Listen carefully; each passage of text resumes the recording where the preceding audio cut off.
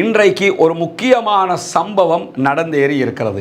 அது என்ன சம்பவம் என்று சொன்னால், இஸ்ரேலுடைய வார் கேபினட் இன்றைக்கு டிசோல்வ் பண்ணப்பட்டிருக்கிறது, கலைக்கப்பட்டிருக்கிறது. இஸ்ரேலில் இந்த யுத்தம் ஆரம்பித்ததோட என்ன பண்ணாங்கன்னா, 2 கேபினட்டுகள் அமைக்கப்பட்டது. ஒன்று ஆல்ரெடி இருக்கக்கூடிய அரசாங்கத்தினுடைய அமைச்சரவை, பிரதமர் அதற்கு தலைவராக இருப்பார்.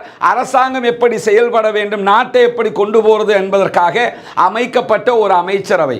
இதே நேரத்தில் யுத்தத்தை எதிர்கொள்வதற்காக எதிர்கட்சிகளையும் ஒன்றிணைத்துக் கொண்டு வார் கேபினட், யுத்தத்திற்கான அமைச்சரவை, போர் அமைச்சரவை என்றொன்றை உருவாக்கி இருந்தார்கள்.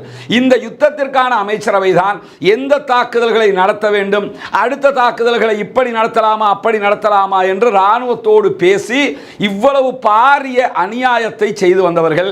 கடந்த வாரம் இஸ்ரேலுடைய வார் கேபினட்டிலே இருந்த மிக முக்கியமான அமைச்சர் கேலண்ட் பதவி விலகியதை தொடர்ந்து வார் கேபினட்டை அவர்களால் கண்டினியூ பண்ண முடியாமல் இன்றைக்கு இஸ்ரேலிய பிரதமர் பெஞ்சமின் நெதன்யாகு வார் கேபினட்டை கலைத்திருக்கிறார், டிசோல்வ் பண்ணி இருக்கிறார்.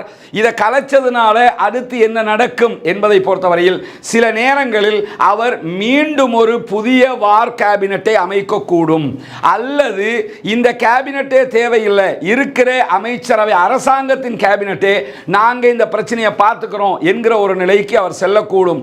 ஆனால் அப்படி செல்வதால் அவருக்கு இந்த யுத்தத்தை கண்டினியூ பண்ண முடியாது. காரணம் என்னன்னா, எதிர்க்கட்சிகள் ஆல்ரெடி ரோட்டுக்கு இறங்கி இருக்கிறாங்க, பாரிய ஆர்ப்பாட்டம் நடத்திக்கிட்டு இருக்கிறாங்க. எனவே அது அவர்களால் தவிர்க்க முடியாமல் போகும். மொத்தத்தில் மீண்டும் ஒரு இடியப்ப சிக்கலுக்குள் மாட்டிக்கொண்டிருக்கிறார் பெஞ்சமின் நெதன்யாகு.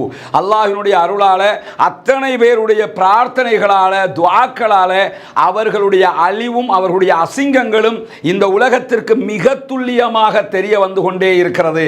நாங்கன்னா அத்தனை பேரும் ஒரே மாதிரி இருப்போம், அத்தனை பேரும் ஒற்றுமையா இருப்போம், யூதர்கள்னா எப்படி தெரியுமா என்கிற பிம்பங்கள் எல்லாம் உடைக்கப்பட்டு அவர்களுக்குள் எத்தனை ஓட்டை உடைசல்கள் இருக்கிறது என்பதெல்லாம் இன்றைக்கு வெளியாகி கொண்டிருக்கிறது. எனவே வார் கேபினட் கலைக்கப்பட்டிருப்பது என்பது இஸ்ரேலுடைய பயணத்திலே ஒரு பாரிய பின்னடைவு என்பதை சர்வதேச ஆய்வாளர்கள் எல்லாம் இன்றைக்கு சொல்லிக்காட்டக்கூடிய காட்சிகளை நாம் பார்க்க முடியும்.